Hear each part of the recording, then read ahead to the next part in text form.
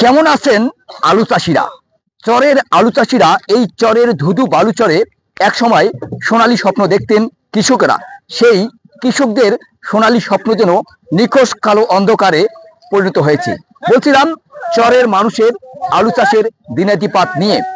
আলুর দাম কমতে কমতে এত নিচে নেমে গেছে, বর্তমান আলু উত্তোলন করে অর্থাৎ বাজারজাতকরণ পর্যন্ত যে লেবার কস্ট হচ্ছে সেটিও তাদের পক্ষে আলু বিক্রয় করে তোলা সম্ভব হচ্ছে না। এমন কিছু ঘটনা জানাচ্ছেন আমাদেরকে কিছু কৃষক।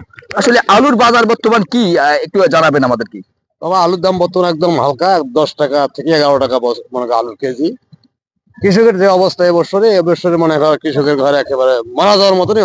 মানে আমরা প্রতিবারে জানি যে তিস্তার ধুধু বালুচরে সোনালী স্বপ্ন প্রতিবারে দেখেন কৃষকেরা, সেই সোনালী স্বপ্ন এবারে কিভাবে দেখছেন আপনারা? এবার মানে স্বপ্নটা এমন ভাবে হচ্ছে যে মনে হয় যে ভয়াবহ, মনে তো মৃত্যুর পথে চলে গেল মনে করুন ডুব জমিতে। দর্শক, যদি আপনাদেরকে বলি এই কৃষকেরা বন্যা একের পর এক বন্যার পরে তাদের সর্বোচ্চ পুঁজিটুকু কিন্তু খাটিয়ে এই আলু আগাম রোপণে তারা কিন্তু স্বপ্ন দেখে কাটিয়ে ওঠার মতন। আমরা যতটুকু জেনেছি অধিকাংশ কৃষকেরাই লোন, সুদের পর এবং দাদন ব্যবসায়ীদের কাছ থেকে টাকা নেওয়ার পরে সেই আলুতে তারা ইনভেস্ট করে, অর্থাৎ সেটুকু স্বপ্ন দেখে সেই নদী ভাঙনের কবল থেকে কিছুটা হলেও পুষিয়ে তোলার মতন।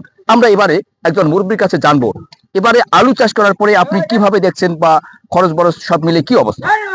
খরচে আমার 2000 টাকা পড়ছে শতকে, আর এখন অর্ধেক টাকা ওঠে না, শতকে 1000 টাকা ওঠে না। আর আমরা যেটা জানছি যে আগে যেটা আপনারা ইনভেস্ট করছেন সেটা তো দূরের কথা, এখন আলু উত্তোলন করার পরে লেবারের দাম উঠতেছে না, এই কথাটা কতটুকু সঠিক? হ্যাঁ, না ওটা ঠিক। এখন যে লেবার দিয়ে কামলা দিয়ে যে আমরা লেবার দিয়ে আলু তুলি, এই তুলি বর্তমানে আমার কামলার দাম জাগে না। দর্শক, কথা বলছিলাম কুড়িগ্রাম জেলার রাজারহাট উপজেলার একেবারে ঘড়িয়ালডাঙ্গা ইউনিয়নের চর এলাকা থেকে। জানাচ্ছিলাম কেমন আছেন এবারের চর এলাকার আলু চাষিরা। দেখা হচ্ছে আগামী পর্বে নতুন কিছু নিয়ে, সঙ্গে থাকুন।